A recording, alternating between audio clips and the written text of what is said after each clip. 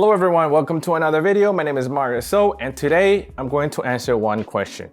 What is M1, M2, M3, and even M4 in Sony mirrorless cameras? So welcome back to another video. My name is Mario So. If you're new here, please consider subscribing for future content similar to today's video. If you're already subscribed, thank you again so much for being here again. In today's video, I'm going to walk you through how you can set your camera settings and save them onto memory recall. And this is going to be useful for high-risk shooters, running gun shooters, or if you just want quick access to your settings while you're shooting. So this setting is available on all Sony mirrorless cameras, well, not all, but the Sony a6000 series, the a7 series, and the a9 series. Another thing I'll be talking about this video is the obscure M1, M2, M3 and what that means and what that does, or how you can use them for your benefit. So the answer to that question at the beginning of this video is that the M1, M2, and the M3 setting is for you to save your quick settings to your memory card and not to your camera's internal memory. Your camera might have a 1 or a 2. That means that your camera has 2 slots for your custom settings directly that you can save into your camera's memory, but if it has something that starts within them, that is for your SD card. For example, if I have these settings on my Sony a7 III, 4K 24 frames per second, shutter speed 1/50th, and a specific picture profile, I can save these to a memory recall slot for easy access. I can also set another one, for example, if I want to shoot at 60 frames per second for slow motion, I can set that and save it into another memory recall slot. The example I'm showing you now is on the Sony a7 III. So once you have all of your desired settings, you go to Menu, and on the first tab, go to page 3.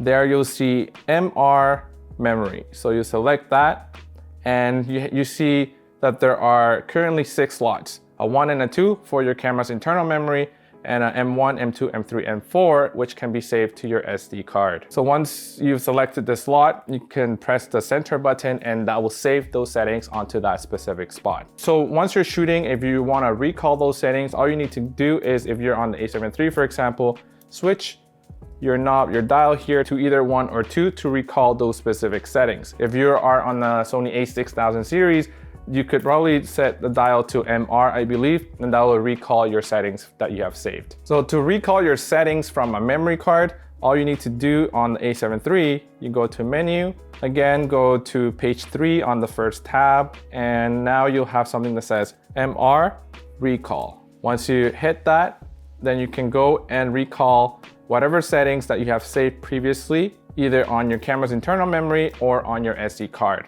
And I've previously saved this setting of 60 frames per second, shutter speed of 1/125, and picture profile number 10 in memory card slot 1. So right now I can see that setting. And if I go to M2, M3, M4, there's currently no files there that I can recall because I have not saved anything in those slots. So if I wanted to just recall that from the memory card, go to M1, press the center button, and now it recalled all those specific settings that I've saved to that slot. It's a good idea to save your specific settings not only to your camera's internal memory, but also to an SD card. If you were to reset all your camera settings for any reason, then you can still keep all the settings that you have saved on your SD card. But those settings will disappear though if you format your SD card. So that's something to keep in mind. So this is it for today's video. I hope you learned something new and you enjoyed it. If you did, please hit the like button, subscribe if you haven't already, hit the notification bell, and I'll see you next time.